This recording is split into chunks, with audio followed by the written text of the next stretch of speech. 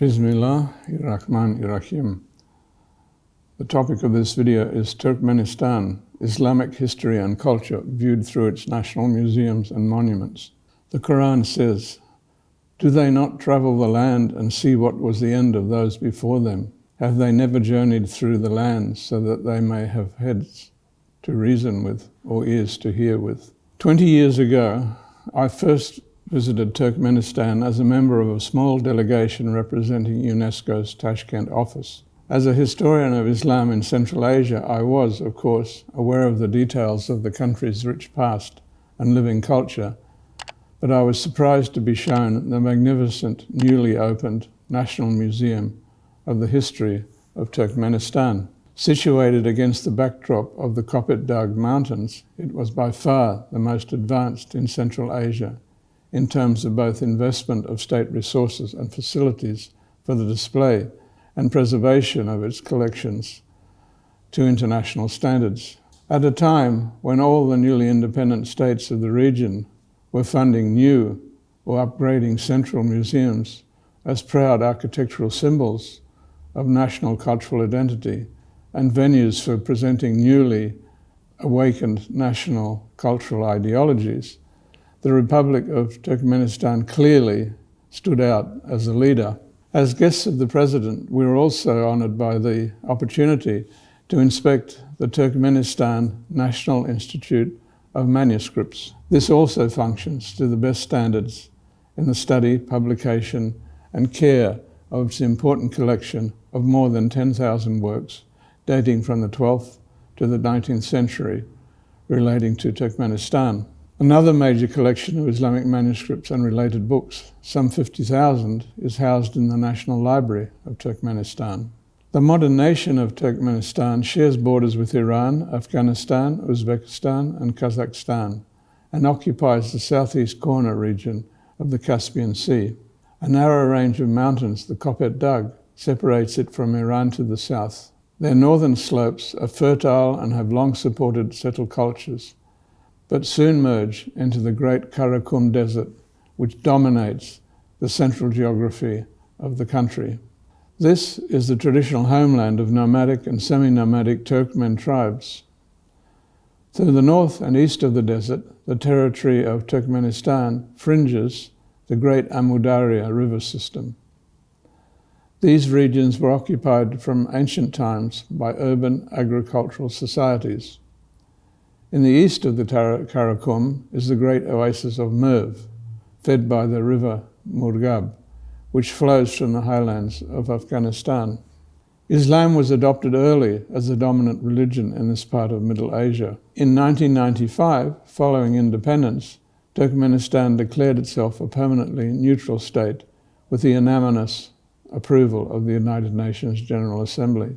Its constitution stresses the nation's secular nature while supporting freedom of religion and conscience.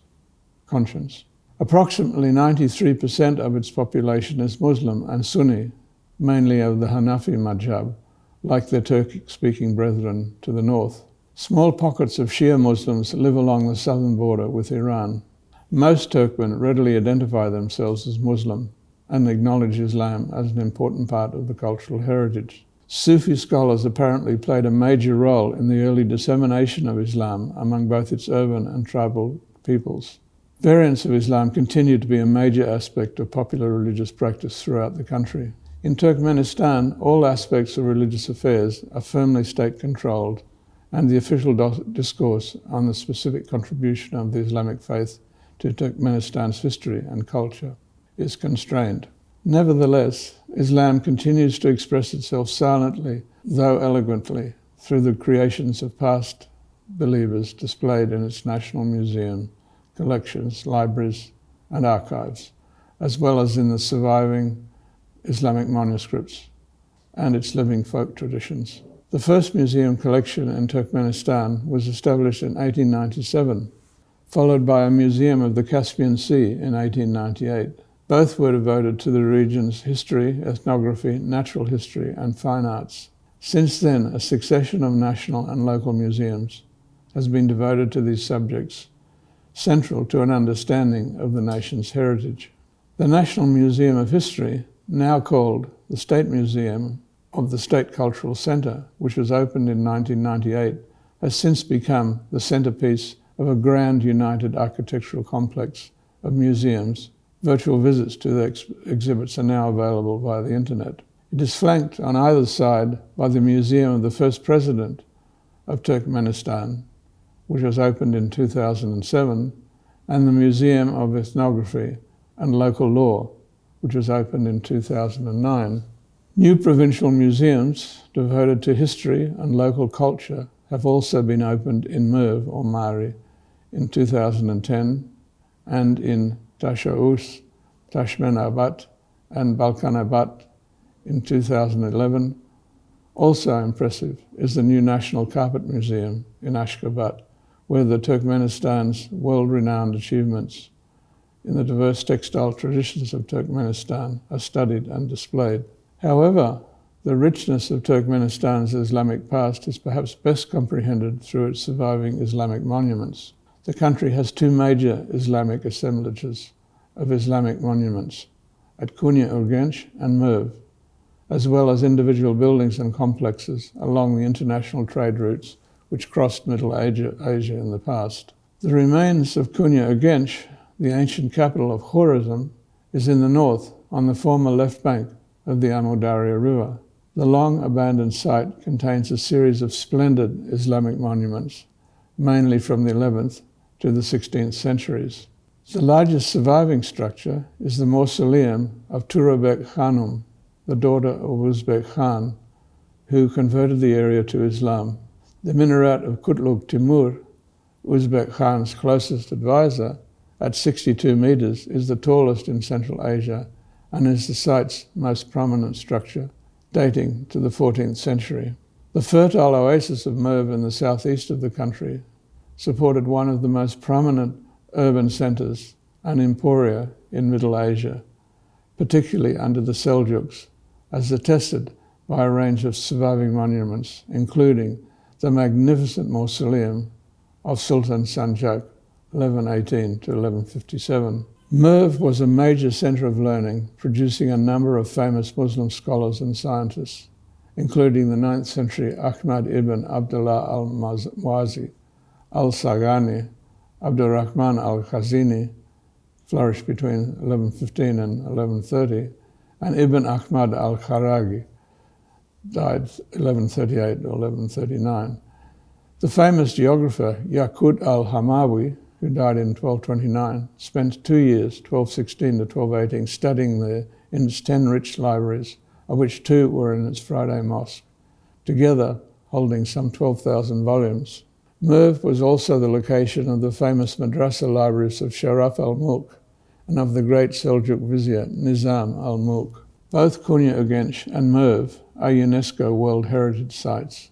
Prominent among individual Islamic structures of importance elsewhere in the country are the 15th century Timurid Mosque of Sayyid Jamaluddin, 1456, in Anau, the 12th century Daga Khatun Caravanserai, the 9th to 10th century Caravanserai of Hormuz Farah, and the 13th to 14th century Mausolea of Georg Gumbez. Under Tsarist and Soviet rule, major archaeological investigations were carried out on most of Turkmenistan's key Islamic sites by local specialists, with those from academic institutions in Moscow and Leningrad.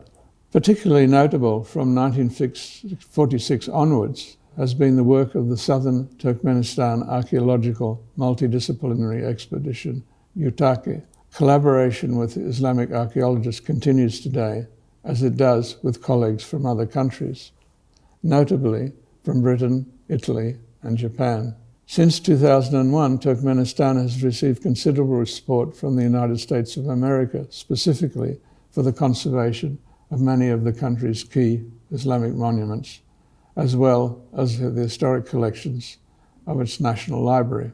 Significant professional museological support is ongoing from France and Germany as well. Some important international exhibitions of Turkmenistan's antiquities also have been held recently, including at the Metropolitan Museum of Art in New York, devoted to Seljuk cultural achievements. and at museums in Berlin, Hamburg, and Mannheim.